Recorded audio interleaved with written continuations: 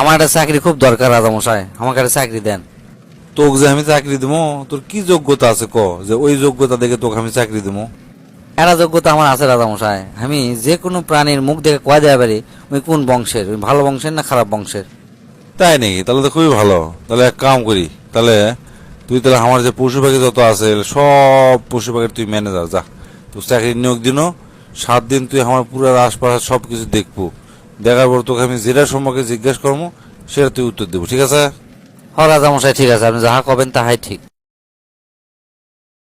7 দিন তো আমার রাজপ্রাসাদ সব দেখলু, এখন ক আমি যে ঘোড়া চড়ে ঘুরে বেড়াই, ওই ঘোড়া বংশ ক্যাঙ্কা ভালো না খারাপ? রাজামশাই আপনি কষ্ট পায়েন না, এই ঘোড়ার জাত ভালো লয়। কি তুই এত বড় কথা কলু? আমি 1000 স্বর্ণ মুদ্রা দিয়ে ঘোড়া কিনে নিয়ে যাচ্ছি, আমি নিজে চড়ি এই ঘোড়ার ওপর। তুই কলে হলো? আচ্ছা ঠিক আছে, ঘোড়ার মালিক আমি ডেকে নিয়ে আসছি, তারা।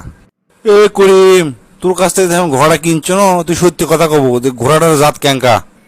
রাজামশাই ঘোড়ার জাত খুবই ভালো, কিন্তু এর জন্মগ্রহণের সময় মিচ্ছানের সমস্যা হয়েছিল। সমস্যাটা হচ্ছে কি, উনি যখন হয় তখন ওর মা ওরা মরে যায়, সেজন্য আমি দুধ পাইনি। দুধ না পাওয়ার কারণে আমরা গরুর দুধ খিলাই, সেই জন্য বড় হয় মিচ্ছানা গরুর ভাব ওর মধ্যে আছে রাজামশাই, এই আর অন্য কিচ্ছু লয়। আচ্ছা ঠিক আছে, তুই যা। আচ্ছা আমার ঘোড়ার জাত যে ভালো লয় তুই বুঝলু ক্যাঙ্কা করে রে? রাজামশাই এটা খুব সহজ একটা ব্যাপার। উনি হচ্ছে যে ঘোড়া সব সময় দেখবেন যে নিচ দিকে খাবারলে মাথা উঁচা করে খায়, আর ই হচ্ছে মাথা নিচু করে খায়, মানে গরুর লাগান্তি স্বভাব আর কি। এটা দেখেই বুঝে ফেলে দিছি রাজামশাই। হ্যাঁ তোর সব কথা ঠিক আছে, তোকে আমি খুশিতে 500টা মুরগি তোকে আমি উপহার দিয়ে দিল। আচ্ছা এখন কো আমার বউ অর্থাৎ রানীর ওর বংশ ক্যাঙ্কা? রাজামশাই এটা আপনি কি প্রশ্ন করলেন আমাকে রাজামশাই? এটা আমি মহা বিপদে পড়ে গেল রাজামশাই, এই উত্তর তো আমি দিবার পারবো না। তোকে তো আমি এই জন্যই চাকরি দিছি রে, তুই কত কয় লাগবি না করলে কিন্তু তোর খবর আছে কয় দিচ্ছি। আমি কমও, কিন্তু একটা শর্ত আছে রাজামশাই। কি সত্য ক?